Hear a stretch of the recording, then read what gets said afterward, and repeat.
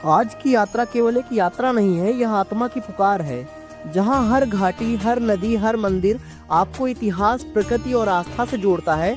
जहाँ हजारों साल पुराने शैल चित्र आदिमानवों की गाथा कहते हैं। जहाँ भगवान भोलेनाथ के प्रथम ज्योतिर्लिंग का दर्शन हुआ। जहाँ गोलू देवता भक्तों की अर्जी सुनते हैं और जहाँ स्वामी विवेकानंद ने ध्यान साधना की, कसार देवी मंदिर। और यहाँ की हवा में अध्यात्म बसता है, यहाँ की घाटियों में इतिहास गूंजता है और यहाँ की नदियों में भक्ति प्रवाहित होती है। तो क्या आप तैयार हैं इस दिव्य यात्रा के लिए? तो चलिए दोस्तों, हम लोग अल्मोड़ा के इस दिव्य सफर की यात्रा करते हैं।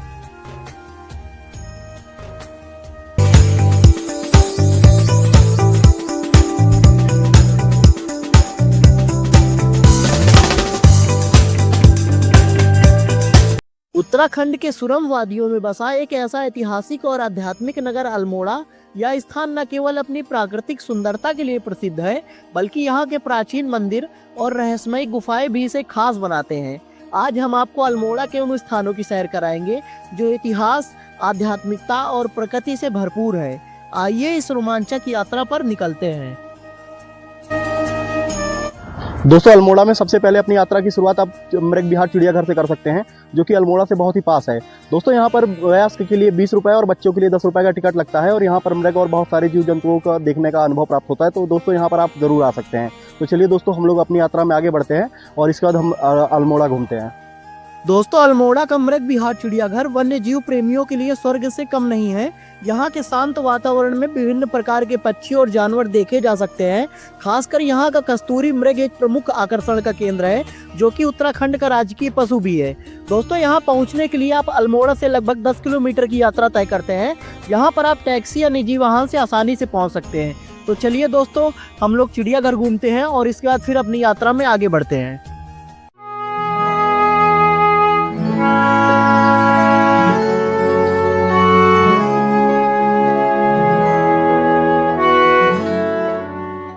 दोस्तों, अल्मोड़ा से निकलते ही हवा का स्पर्श बदल जाता है, ठंडक बढ़ जाती है और सड़क के दोनों किनारे देवदार और चीड़ के वृक्षों की कतारें किसी कहानी की तरह आगे बढ़ती चली जाती हैं। एक और गहरी खाइयां हैं जहां बादल नीचे तैरते दिखाई देते हैं, तो दूसरी ओर पहाड़ हैं जो आसमान से बातें करने लगते हैं। हवा इतनी शुद्ध है कि हर सांस नई ताजगी का एहसास कराती है।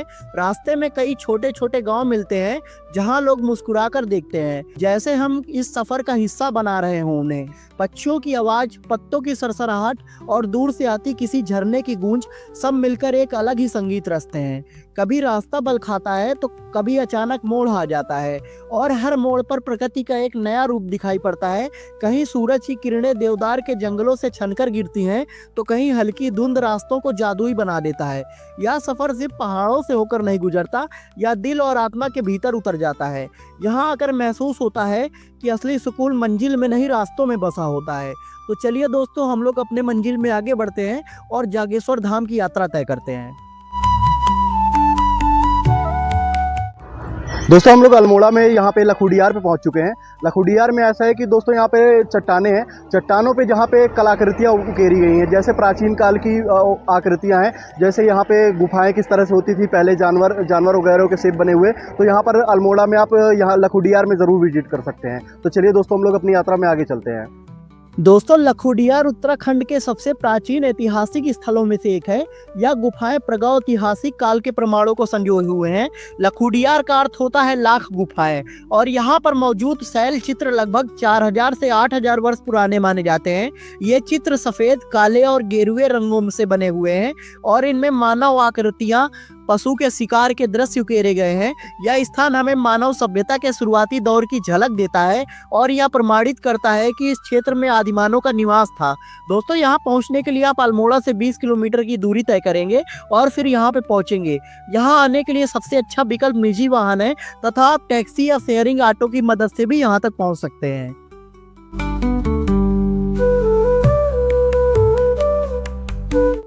दोस्तों, अल्मोड़ा उत्तराखंड का वह हसीन कोना है जहां हवा में पहाड़ों की आत्मा बसती है, जहां हर सांस में देवभूमि की पवित्रता घुली होती है।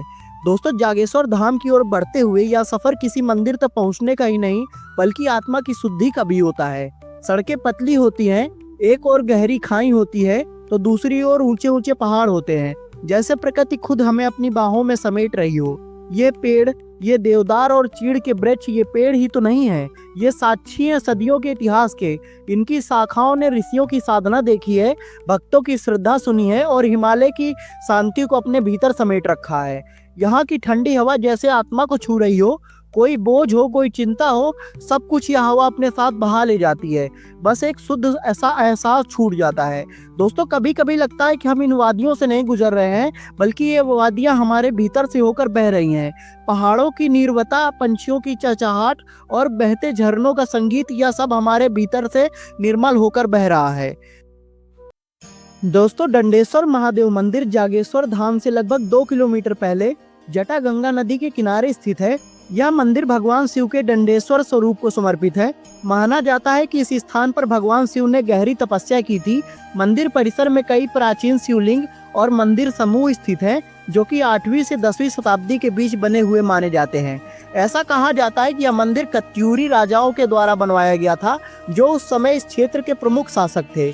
कत्यूरी राजाओं ने उत्तराखंड में कई भव्य मंदिरों का निर्माण कराया था, जिनमें जागेश्वर और दंडेश्वर प्रमुख मंदिर है। यहाँ का वातावरण अत्यंत शांत और आध्यात्मिक ऊर्जा से भरपूर होता है। देवदार के ऊंचे ऊंचे वृक्ष, मंद मंद बहती जटागंगा नदी और मंदिर परिसर में गूंजते मंत्र हमें एक अलग ही दुनिया में ले जाते हैं। यह स्थान न केवल धार्मिक बल्कि ऐतिहासिक दृष्टि से भी महत्वपूर्ण है। तो दोस्तों, चलिए हम लोग दंडेश्वर महादेव के दर्शन करते हैं और फिर जागेश्वर धाम के लिए आगे बढ़ते हैं। दोस्तों, अल्मोड़ा से जागेश्वर धाम की यात्रा किसी स्वप्न से कम नहीं होती। घने देवदार के जंगलों से होते हुए जैसे जैसे हम आगे बढ़ते हैं, ठंडी हवा आत्मा को तृप्त कर देती है। रास्ते में गहरी खाइयाँ, कलकल करके बहते हुए झरने और शीतल हवाओं के बीच सफर करते हुए ऐसा लगता है मानो प्रकृति हमें अपने आलिंगन में भर रही हो। हर सफर केवल एक तीर्थ यात्रा नहीं, बल्कि आत्मा की गहराइयों तक पहुंचने का एक अनुभव होता है। हम लोग जागेश्वर धाम पहुंच चुके हैं, जैसे कि आप मेरे पीछे देख रहे हैं। तो चलिए जागेश्वर धाम के दर्शन करते हैं और अपनी यात्रा में आगे बढ़ते हैं। दोस्तों, जागेश्वर धाम भगवान शिव के 12 ज्योतिर्लिंगों में से एक महत्वपूर्ण स्थल माना जाता है। यह मंदिर समूह 8वीं से 12वीं शताब्दी के बीच कत्यूरी राजाओं द्वारा बनवाया गया था और बाद में आदि गुरु शंकराचार्य ने इसकी पुनर्स्थापना की थी। दोस्तों, यहाँ 125 से अधिक छोटे बड़े मंदिर हैं, जिनमें महामृत्युंजय मंदिर और जागेश्वर मंदिर भी प्रमुख है। दोस्तों, एक पौराणिक कथा के अनुसार मान्यता है कि जब सप्त ऋषियों की पत्नियां भगवान शिव के रूप पर मोहित हो गई, तो ऋषियों ने बिना शिव के स्वरूप को जाने उन्हें श्राप दे दिया और जब उन्हें पता चला कि वह भोलेनाथ हैं, तो उन्होंने क्षमा याचना की और इसके बाद भगवान शिव के शिवलिंग की पूजा अर्चना की, जिससे कि यहाँ पर भगवान के शिवलिंग की प्रथम पूजा यहाँ पे आरंभ हुई। दोस्तों, इस स्थान को लेकर के एक कथा और प्रचलित है। जब भगवान ब्रह्मा और विष्णु के बीच सर्वश्रेष्ठता को लेकर विवाद पैदा हुआ, तो भगवान शिव ने जागेश्वर धाम में ज्योतिर्लिंग के रूप में प्रकट होकर उन्हें अपने अनंत स्वरूप का दर्शन कराया। यह वही स्थान है जहां भगवान शिव ने दोनों देवताओं को अहंकार त्यागने का संदेश दिया था। इसलिए दोस्तों, तब से लेकर के यहाँ पर भगवान के लिंग स्वरूप की पूजा अर्चना शुरू हो गई। तो दोस्तों, इसलिए इसे जागेश्वर धाम कहा जाता है और यहाँ पे भगवान भोलेनाथ के प्रथम लिंग स्वरूप की पूजा यहीं से स्टार्ट हुई थी। दोस्तों, त्रेता युग में भगवान श्री राम ने यहाँ पे भोलेनाथ की आराधना की थी, इसलिए इस जगह की महत्वता और भी अधिक बढ़ जाती है। दोस्तों, जटागंगा नदी के किनारे बसे इस मंदिर परिसर में देवदार के घने वृक्ष और शीतल वातावरण इसे एक दिव्य स्थल बनाते हैं। दोस्तों, मंदिर सुबह से शाम तक खुला रहता है। विशेष रूप से श्रावण मास और महाशिवरात्रि में यहाँ भव्य आयोजन होता है। तो चलिए दोस्तों, हम लोग जागेश्वर धाम में भोलेनाथ के दर्शन करते हैं और थोड़ी देर यहाँ पे समय बिताते हैं और इसके बाद अपनी यात्रा में आगे बढ़ते हैं। जय भोलेनाथ की।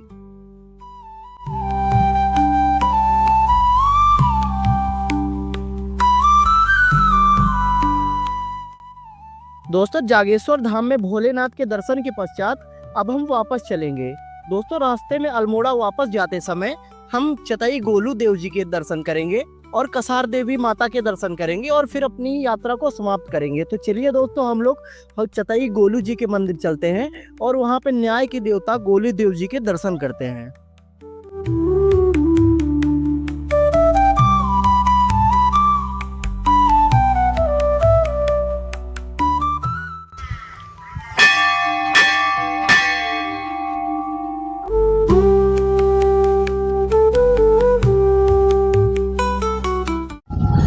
दोस्तों हम लोग चतई गोलू देव जी के मंदिर पहुंच चुके हैं, जिन्हें न्याय के देवता के रूप में भी जाना जाता है। जैसा कि आप देख सकते हैं यहाँ पर ढेर सारी चिट्ठियां हैं और घंटियां हैं, जिन्हें मनोकामना के लिए यहाँ पे टांगा जाता है। चिट्ठियां लिखकर टांगी जाती हैं, जिससे कि सभी मनोकामनाएं पूर्ण होती हैं। तो चलिए दोस्तों हम लोग गोलू देव जी की दर्शन करते हैं और उनकी कृपा को प्राप्त करते हैं। तो दोस्तों इसके बाद फिर हम अपनी यात्रा में आगे बढ़ेंगे। तो चलिए गोलू देव जी के दर्शन के लिए चलते हैं। दोस्तों छतई गोलू देवता मंदिर उत्तराखंड के प्रसिद्ध न्याय देवता को समर्पित है। गोलू देवता को भगवान शिव का अवतार माना जाता है। पौराणिक कथा के अनुसार कहा जाता है कि गोलू देवता का संबंध चंद वंश से माना जाता है। कथा के अनुसार एक चंद राजा ने रानी पर झूठा आरोप लगाकर उन्हें राज्य से निकाल दिया था। रानी ने घने जंगलों में तपस्या की और भगवान शिव के आशीर्वाद से गोलू देवता का अवतरण हुआ। बाद में गोलू देवता ने न्याय करते हुए अपनी माता को न्याय दिलाया और राजा को उसकी गलती का एहसास कराया। दोस्तों यहाँ पर चिट्ठी लिखने की परंपरा है। मान्यता है कि गोलू देवता न्यायप्रिय देवता है। भक्त यहाँ अपनी मनोकामना और न्याय संबंधी याचिका चिट्ठी के रूप में लिखकर चढ़ाते हैं। जब उनकी मनोकामनाएं पूर्ण हो जाती हैं तो मंदिर में घंटी चढ़ाते हैं, जिससे यह मंदिर हजारों घंटियों से गूंजता रहता है। दोस्तों सफ़ेद कागज पर अपनी प्रार्थना या शिकायत लिखें और फिर इसे मंदिर परिसर में निर्धारित स्थान पर चढ़ाएं। विशेष रूप से दोस्तों यहाँ पे दूध, गुड़ और मिठाई चढ़ाने की परंपरा है। गोलू देवता की मूर्ति के समक्ष प्रार्थना करके इन सभी चीज़ों को अर्पित करते हैं और फिर हम उनसे न्याय की गुहार लगाते हैं, जिससे कि हमें न्याय मिलता है। तो चलिए दोस्तों हम लोग गोलू देवता के दर्शन करते हैं और फिर अपनी यात्रा में आगे बढ़ते हैं।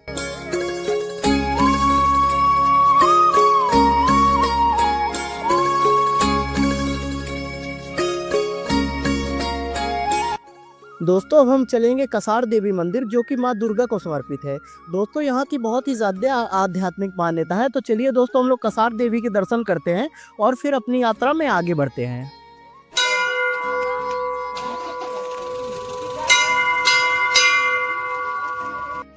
दोस्तों कसार देवी मंदिर दुनिया के उन गिने चुने स्थानों में से एक है जो पृथ्वी के वान एलन रेडिएशन बेल्ट के अंतर्गत आते हैं। वान एलन बेल्ट एक ऐसा क्षेत्र है जहां पृथ्वी के चुंबकीय क्षेत्र और ब्रह्मांडीय किरणों का अद्भुत संतुलन बना रहता है। नासा के वैज्ञानिक ने भी यहां पर आकर के इस स्थान की ऊर्जा पर शोध किया है। ऐसा माना जाता है कि यहाँ पर ध्यान करने से मानसिक शांति, आध्यात्मिक ऊर्जा को सकारात्मकता प्राप्त होती है। कहा जाता है 1890 के दशक में स्वामी विवेकानंद यहाँ आए और उन्होंने इस स्थान पर गहन ध्यान किया था। इस स्थान की दिव्य ऊर्जा से प्रभावित होकर उन्होंने कहा था कि यहाँ की आध्यात्मिक शक्ति अत्यंत दुर्लभ और अद्वितीय है। यही कारण है कि आज भी साधक और योगी यहाँ ध्यान करने के लिए आते हैं। तो दोस्तों पौराणिक मान्यताओं के अनुसार यह स्थान माँ दुर्गा के कसार देवी रूप को समर्पित है। कहा जाता है यहाँ माँ ने एक असुर को वध किया था और तभी से यह स्थल शक्ति साधना के लिए पवित्र माना जाता है। हर वर्ष कार्तिक मास में यहाँ विशेष पूजा और मेला आयोजित होती है, जिसमें देश विदेश से श्रद्धालु यहाँ आते हैं। दोस्तों मंदिर के आसपास का वातावरण अत्यंत शांत और प्राकृतिक सुंदरता से भरपूर है। यहाँ से हिमालय की ऊंची चोटियों का भव्य दृश्य देखने को मिलता है। मंदिर के चारों ओर घने देवदार और चीड़ के वृक्ष हैं, जो इस स्थान को और भी आध्यात्मिक और रहस्यमय बनाते हैं। सुबह और शाम के समय यहाँ ठंडी हवा और प्राकृतिक सौंदर्य मन को शांति प्रदान करता है। तो चलिए दोस्तों हम लोग देवी माता के दर्शन करते हैं और फिर अपनी यात्रा में आगे बढ़ते हैं।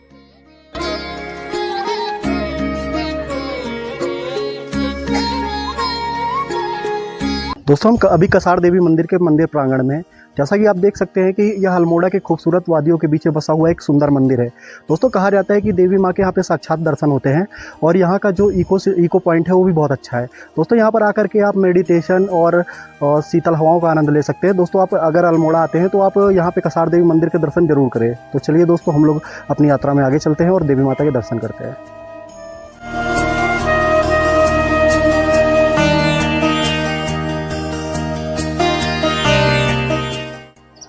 दोस्तों कसार देवी के मंदिर प्रांगण में ऊपर जब यदि आप आते हैं तो यहाँ पर बैठकर कुछ देर ध्यान जरूर करें। यहाँ पे बैठ करके ध्यान वगैरह करने का बहुत ही अच्छा माहौल होता है। यहाँ की शीतल हवाएं और यहाँ का जो वातावरण है वो बहुत ही ज़्यादा शांतिमय है। तो चलिए दोस्तों हम लोग यहाँ पर थोड़ी देर ध्यान करते हैं और इसके बाद फिर अपनी यात्रा में आगे बढ़ते हैं।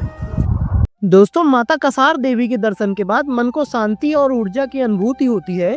यह स्थान ध्यान साधना के लिए एक अनोखा अनुभव देता है। अब हम अपनी यात्रा को आगे बढ़ाते हैं और चलते हैं प्रकृति की गोद में बसे खूबसूरत और स्थल ढोकाने वाटरफॉल की ओर। ढोकाने वाटरफॉल एक शांत और सुरम्य स्थान है जहाँ का वातावरण मन को सुकून देता है। यहाँ का झरना पहाड़ों के बीच से निकलता है और इसकी कलकल ध्वनि मन को एक अद्भुत आनंद प्रदान करती है। आसपास के घने जंगल और हरियाली इस स्थान को और भी ज्यादा खास बना देती है। तो चलिए दोस्तों, हम लोग ढोकाने वाटरफॉल की ओर चलते हैं।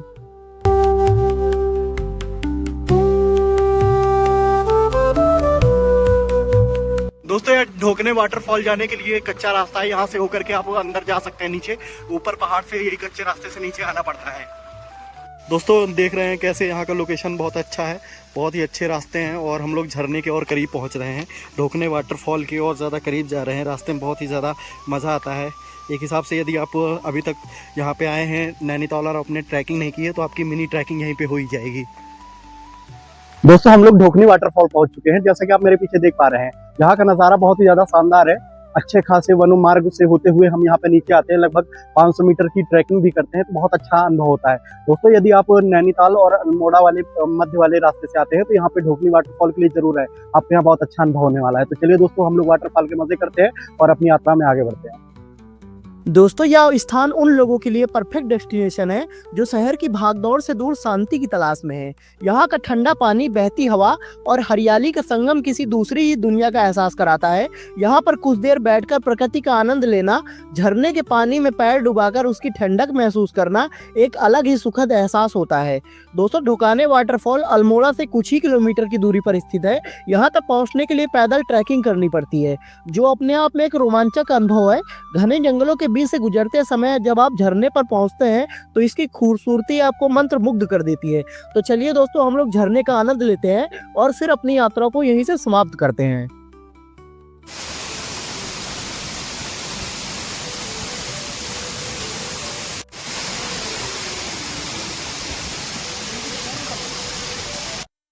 दोस्तों, इस यात्रा में हमने अल्मोड़ा के ऐतिहासिक और प्राकृतिक स्थलों की सैर की, जागेश्वर धाम की आध्यात्मिकता, कसार देवी की रहस्यमयी ऊर्जा और ढोकाने वाटरफॉल की शांति। ये सभी स्थान हमें अलग अलग रूपों में जीवन की गहराइयों से परिचित कराते हैं और प्रकृति और अध्यात्म से भरपूर यह यात्रा हमें सिखाती है कि जीवन में शांति और आत्म साक्षात्कार के लिए हमें समय निकालना चाहिए। अगर आप भी उत्तराखंड की सुंदर वादियों में आकर अपनी आत्मा को सुकून देना चाहते हैं तो यह यात्रा आपके लिए यादगार साबित होगी। दोस्तों, यदि आपको यह वीडियो अच्छी लगी हो और हमारा प्रयास आपको अच्छा लगा हो तो हमारे चैनल को लाइक, शेयर व सब्सक्राइब करना ना भूलें। मिलते हैं एक अन्य वीडियो में, तब तक के लिए जय हिंद।